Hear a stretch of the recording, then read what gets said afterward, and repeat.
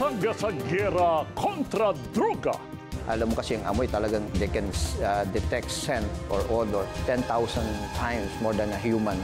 So malakas ang pangamoy ng aso. Mga sindikato at puslit na droga sa bansa, walang kawala sa PIDEA. Lahat dapat tulong-tulong. It is a one government approach na lahat ng ahensya magtutulong-tulong. Hindi namin kaya sa PIDEA ito. Ilan lang kami? 1,400 ang ahente ko nationwide. Mabuti nandiyan yung PNP to help us and support us. Ang kampanya kontra droga ng Philippine Drug Enforcement Agency ating kumustahin. Ito po si Paring Ray Langit. Kilalanin natin ang mga kasanggang aso ng PIDEA sa kanilang operasyon kontra droga at ang kanilang mga kakayahan. Ako naman ang inyong kasangga, JR Langit.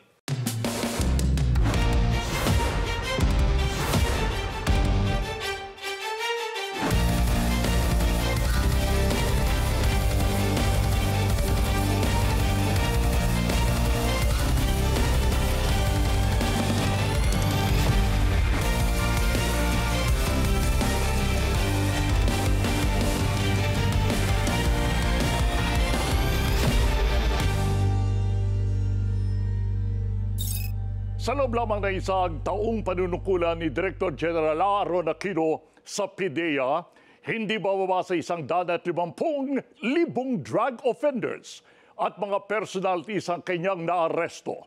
Sa ngayon, mas nakatutok na ang PIDEA sa mga high-level targets at kung paano masasawata ang pagpasok ng supply ng droga sa bansa.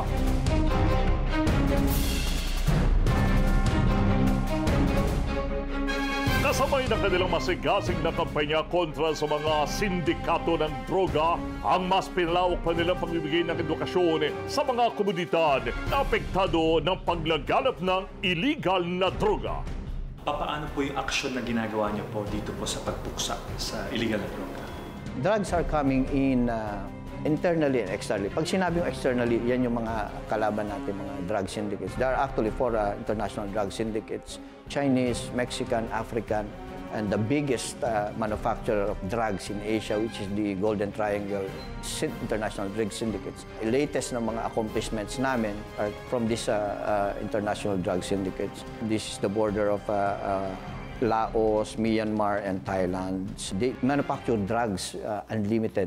So pumapasok yan through seaports, airports, pwede yung ginagamit nilang to the back door.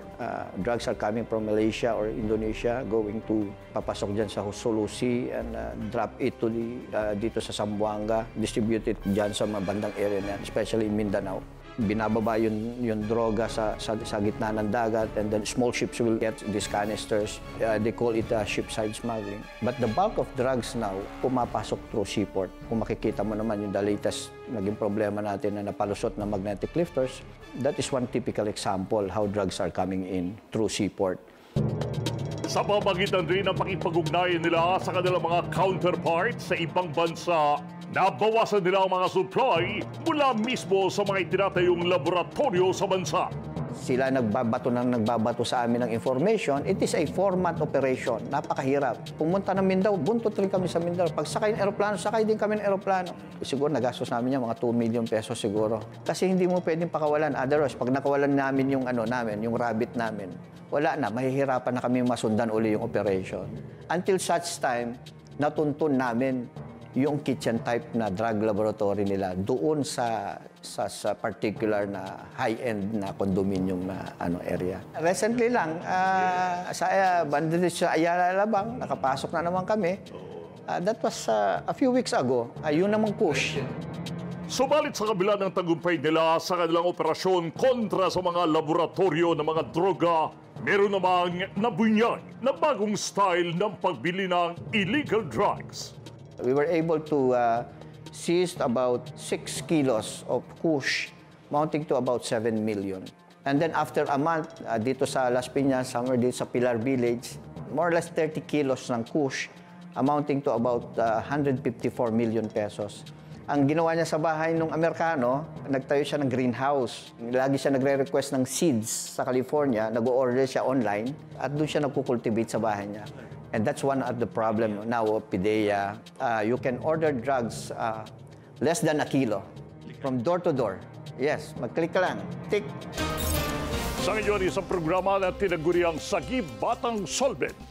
Ito ang sinusulong ng PIDEA sa pag-asang maagapan ng mga pwede pang maging sindikato ng droga sa inaharap. Well, meron ako ngayong bagong programa na pinag-aaralan pa namin ngayon. Ang tawag ko doon, Sagip Batang Solvent. Ito yung mga nakikita natin na mga kabataan na talagang palaboy, walang ginawa kung hindi gumawa ng krimen, magnakaw, mag-shoplifting, tumitira ng rugby, ng kung ano ng mga solvent.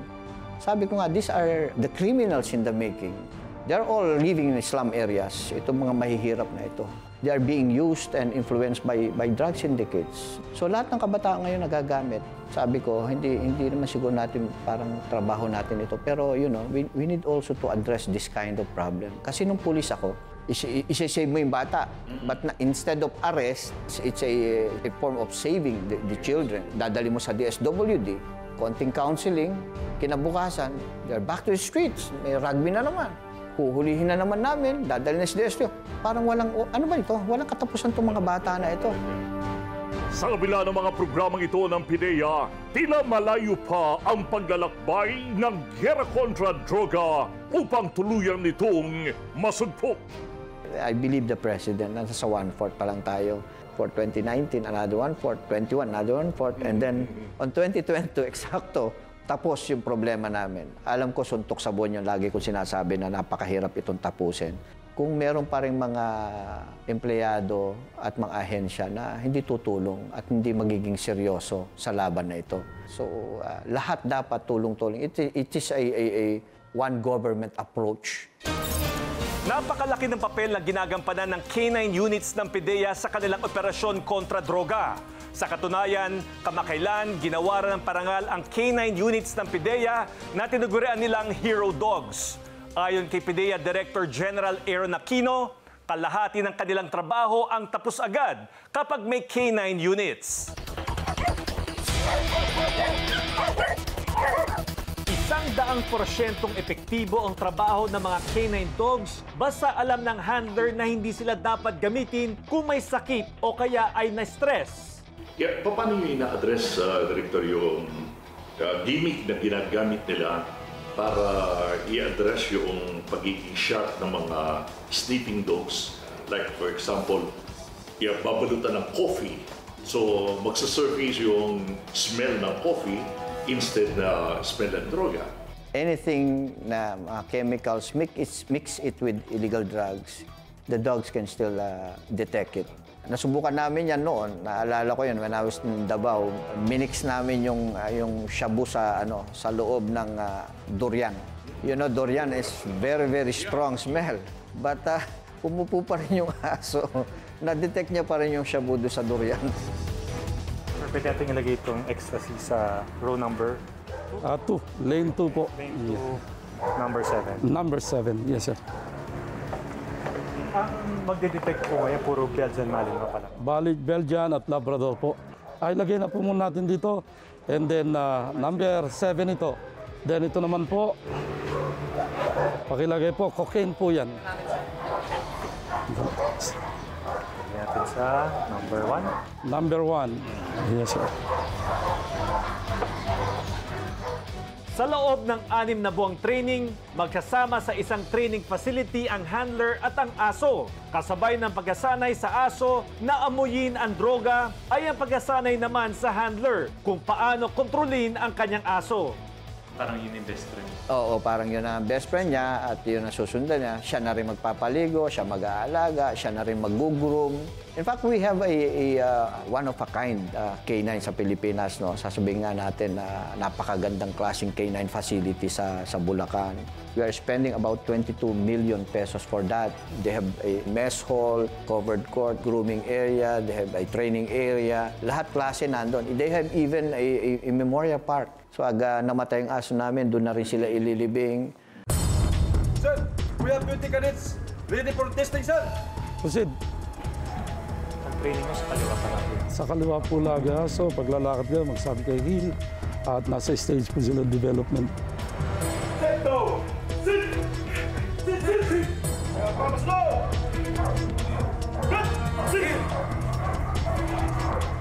Ready to test, sir.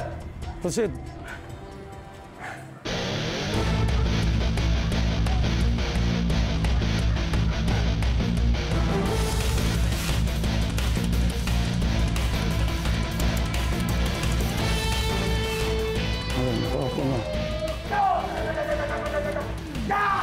Sineshape pa kasi yung behavior nila, kaya ganyan po. Pero pag sa operation, hindi na tahimik na. Sa 6 months po na training na i-undergo po ng handler at saka po ng kanya pong alagang aso, ano po yung mga pwede nilang mapag-aralan o matutunan? Basically po, ang drugs proliferation at methodology of concealment ng mga nagpapasok ng drugs ito, iba-ibang klase. So we have to focus on that aspect. Initially po, bibigyan natin ng orientation ng mga tao about the dogs, handling dogs. Sa basic po, nandyan yung identification and training aid, how to handle the dogs, how to identify drugs. And then tatakbo po yan sa second phase ng advanced canine training, which is done sa environment po, like sa mga eskwela, sports complex, and other areas. And then sa third part po niyan, on-the-job training na, i-deploy sila sa region for their familiarization and practical exercise training. And then sa final stage po niyan, itetest na sila. Then bago sila mabigyan ng certificate of completion for graduation. Sa loob ng training center, mabubuo ang bonding sa pagitan ng handler at kanyang aso. Paano ba kayo mag-bonding dalawa? Magja-jogging. Pagkatapos mag-jogging, pupunta kami sa training site. Pag humiga rin ako, sir, sasabay din siya sa akin. Pag hindi kayo nasa training, ano yung bonding yung... Harutan, sir. Mahilig siya sa harutan, sir. Mula sa training center hanggang sa deployment sa branch ng PIDEA, magiging team ang handler at ang aso sa lahat ng kanilang mga operasyon hanggang sa magretiro na ang aso sa serbisyo. Medyo nalulungkot kami dahil nga po yung mga hero dogs natin na-adapt na ng iba. Pero po natutuwa rin kami dahil merong family na mag-aalaga talaga sa kanila. Yun nga po nabigyan namin noong September 21, nagbinigay na po namin, pinadadalan po kami ng mga video. Nakakawala po off list. They play. Inampo na po. Para po sa mga retired. Opo. Noon po yung asong nasa amin, hindi sila nakapag-banding sa pusa. Ngayon po, nung pinakikita sa amin, kasama na pusa.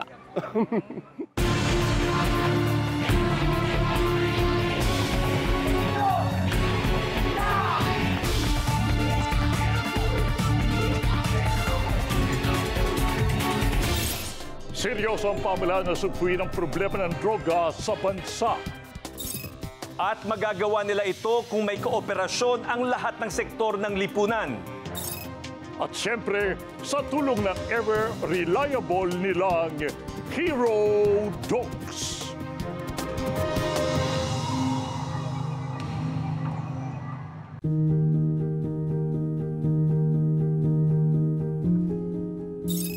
Tuloy-tuloy na pagtulong ng Lingkod Lapid Kasangganilangit Advocacy Mission. Walang tigil, walang pahinga, mula Lunes hanggang Biyernes, linggo-linggo. Katuwang ang inyong lingkod, JR Langit at si Kasanggang Ray Langit. Narito ang 5 kwento ng pasasalamat na mga taong nanawagan ng tulong at nabigyan ng pag-asa dahil sa ating programa. Noong Lunes, ang dumulog sa atin ay si Loida de la Cruz mula Montalban, Rizal, ay may anak na may leukemia at mahigit 3 taon nang sumasailalim sa chemotherapy. Nagpapasalamat siya sa ating advocacy mission para sa tulong na kanyang natanggap. Pakinggan natin siya.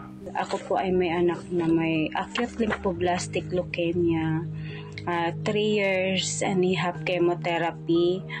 Ako po ay nagpapasalamat sa Lingkod Lapid Kasangganilangit, kay Sir GR, kay Sir Ray Langit, lalong-lalo na po kay Senator Lito Lapid.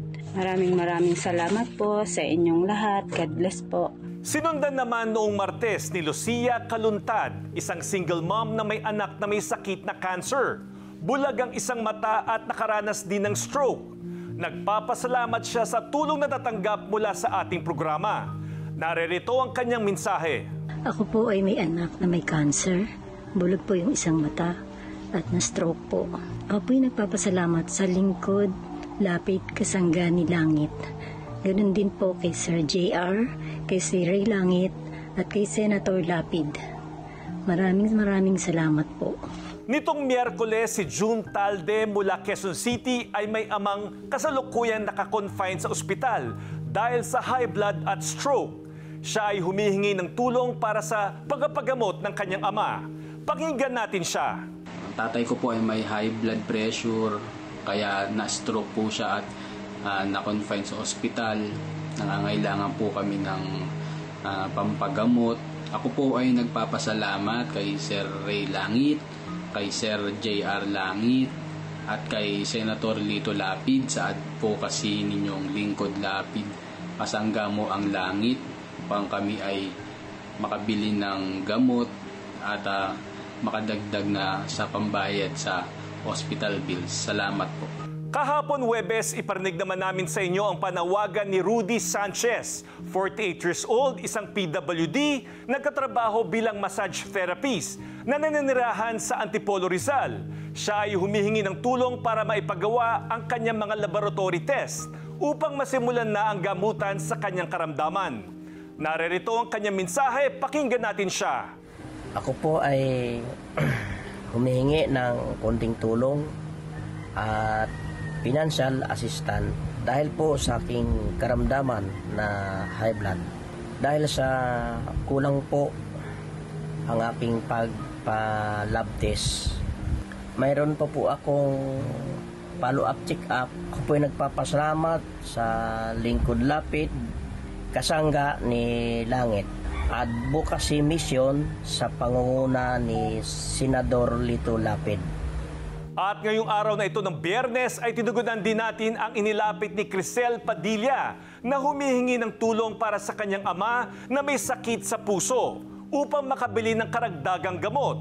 Naririto ang kanyang mensahe sa ating public service portion ng Lingkod Lapid, kasangga ni Langit. Ako po si Crisel K. Padilla, anak ni Chopilo Salazar na may karamdamang sakit sa puso, na lumalapit po sa inyo sa Lingkod Lapid, kasangga ni Langit, kay Sir J.R., kay Sir Ray Langit, at kay Senator Lapid.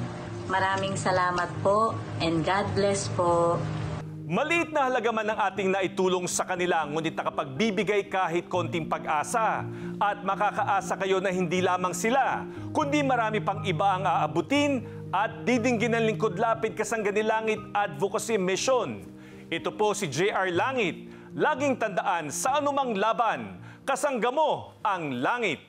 Sa bawat pagsubok at hamon ng buhay, sa oras ng karamdaman at panahon ng kahirapan, meron na maglingkod at maging kasangga ng bawat Pilipino. Matapang at tapisa sa pagbibigay pag-asa sa bayan, sa kapwa at kinabukasan. Ang programa maghahatid ng tulong sa bawat Pilipinong nangangailangan. Lingkod Lapid, kasangga ni Langit.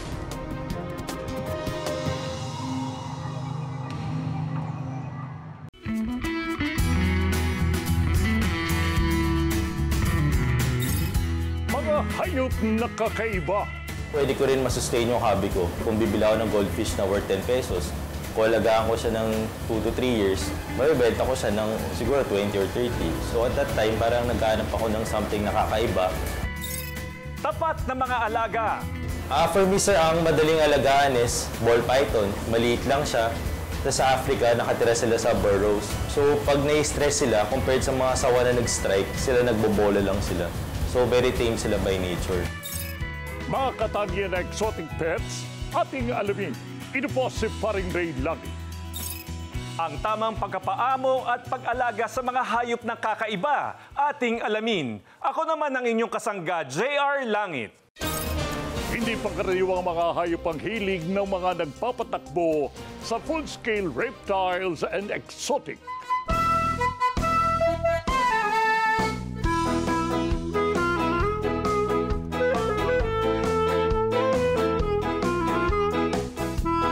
Partikular dito ang mga reptiles o mga hayop na karaniwan ay gumagapang lamang tulad ng ahas dahil hindi sila masyadong nangangailangan ng atensyon tulad ng aso o pusa. Ano yung nakikita mong maganda sa pag-aalaga ng mga reptiles and exotic pets? Sir, una-una kasi ang reptiles, they have mutations. Like meron silang genes, like may recessive gene, may co-dominant gene, may dominant gene. So from there, parang you can, in a way, act like God. You can create animals na gusto nyong gawin. For example, ang iguana, from the 90s, matagal na sa hobby yan eh. Pero for all this time, meron lang sila is the green iguana. Pero ngayon, sir, for the past 10 years, meron na rin mga red iguana, may blue, may albino. And then yung favorite ko, sir, meron kaming crimson, which is an albino red.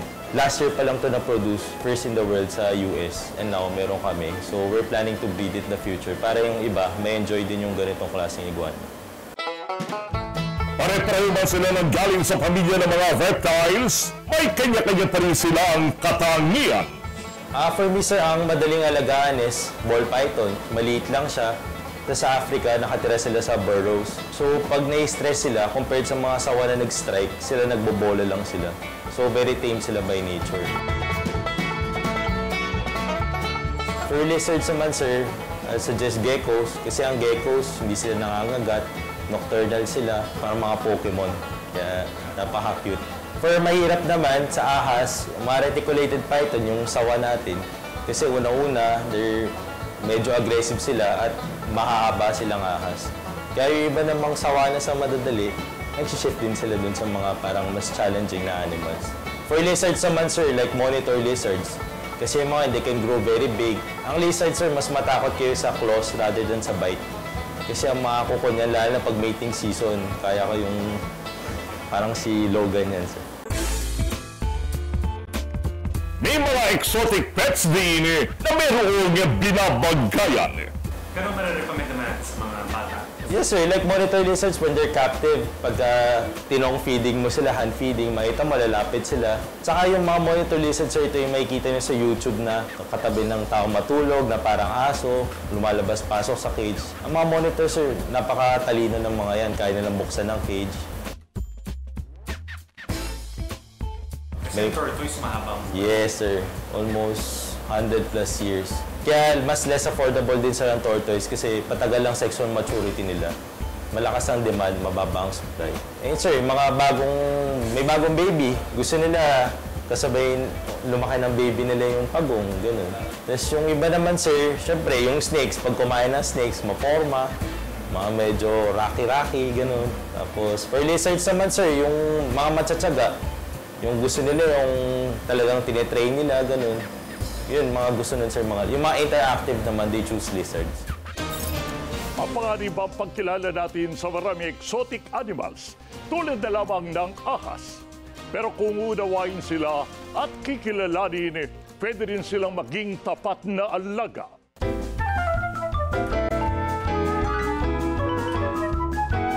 If you understand an animal, sir, you treat it with respect. Like yung ahas, kung marunong ka humawak, hindi mo basta-basta dadamputin yan. Parang lalay ka muna ng hook, parang ahas, malaman na kukunin siya, ganun. Hindi ka pwede maging submissive. Kailangan pag kinuha mo siya, hatakin mo. Parang it's how you understand, sir, pagka marunong ka, kilala mo yung hayop mo, I believe hindi naman siya delikado. Ano itong hawak mo ngayon? Ito po, sir, red tegu. Hypo tegu po siya. Like, compare sa mga normal bayawak, sir, may kita nyo yung leg niya mas maiksi. And mas mabagal po siya gumalaw. So, itong mga ganitong monitor lizards po yung maganda for exotic pet keeping. Pag lizard, sir, kung ha-handle kayo una-una, dapat stable sila. Yung hind legs na dapat may support. Kasi sa lizard, sir, pag wala silang maapakan, hindi sila nagiging aggressive. Iniingatan niyo po yung buntot saka yung bibig. Pero ito, sir, talagang very tame sila by nature. Sa ang tegu, sir, famous sila dun sa leg nila na malalaki. Hindi alagay ng mga exotic pets sa katunayan, minsan sa isang linggo o 2 beses lamang sa isang buwan na pinapakain ng mga maliliit na daga o kaya naman ay manok. Anong snake to na tawag sa kanya? Reticulated python to, sir. Yung sawa kung tawag locally. Like, huwag kayong madidisturb dun sa image na nagpapakain kami ng live. As much as gusto namin pakainin sila ng frozen tot, ang hirap, sir, kung nag-defrost ka ng rat, tapos hindi siya kinain. So, pag freeze mo siya, mawawala na yung nutrients. Saka mas hassle po. Unlike pag nagpakain ka ng live, pag hindi kinain, pwede mo siyang ulit alagaan, pwede mo siyang i-breed. Kung pwede na pakainin ng skyflakes, ang ginawa na namin, pero ganito po talaga sa wild. So, Ayun po. Naman sir, mga pinky mice, hindi lang malalaking snakes ang alaga namin, hindi kaming maliliit. Mas kid-friendly, which is the hognose. Mildly venomous sir ang hognose, pero makita nyo, hindi na sila nagko-constrict. Pag bite, lunok agad. Isa sa pinakamagandang reptile na nandito sa Pilipinas, ang selfin. Humahaba ito ng hanggang 4 na talampakan at nabubuhay ng 10 hanggang 15 taon. Papayag siya ako, basta mapapagod yung female, tapos yung tail nila is yan, Pero napansin ko, parang ibang species itong ano. Actually, ito. same to sir. Ito yung male. Pag male na selfie natin is nag-blue talaga eh. Tapos ito yung ano. Actually, sa Philippines na kami nag-blue na selfie. Sa atin may pinakamaganda selfie.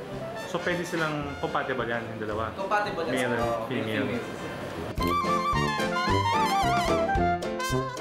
Isang ball python, iguana at savanna ang alaga ng exotic hobbyist na si Cheryl Zapata. At balang araw, nais pa niya itong madagdagan. Dog ako.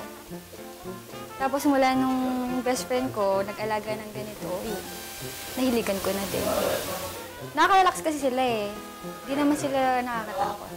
Nakabet ka naman? Hindi ba naman? Pero kung sakaling makabet ka?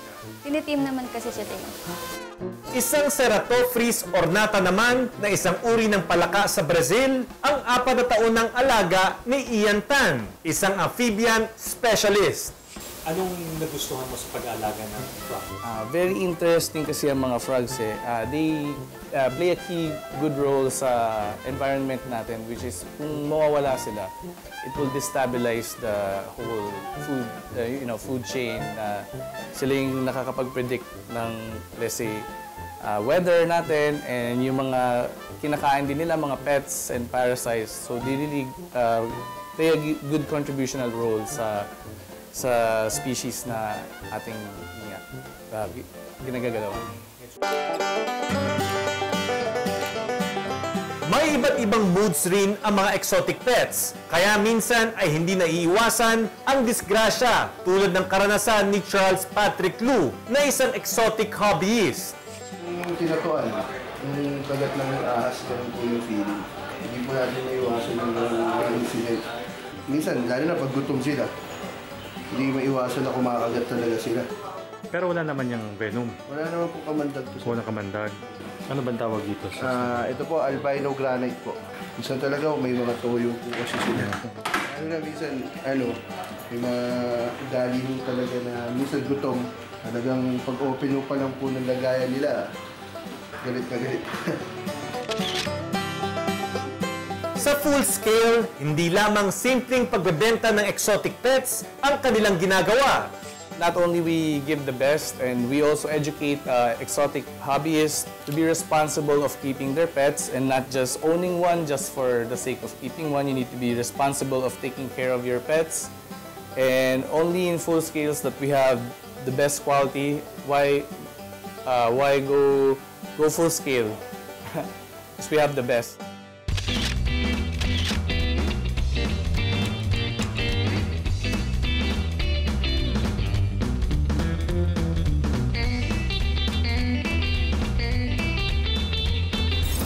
Walang imposible kapag sapat ang ating kaalaman.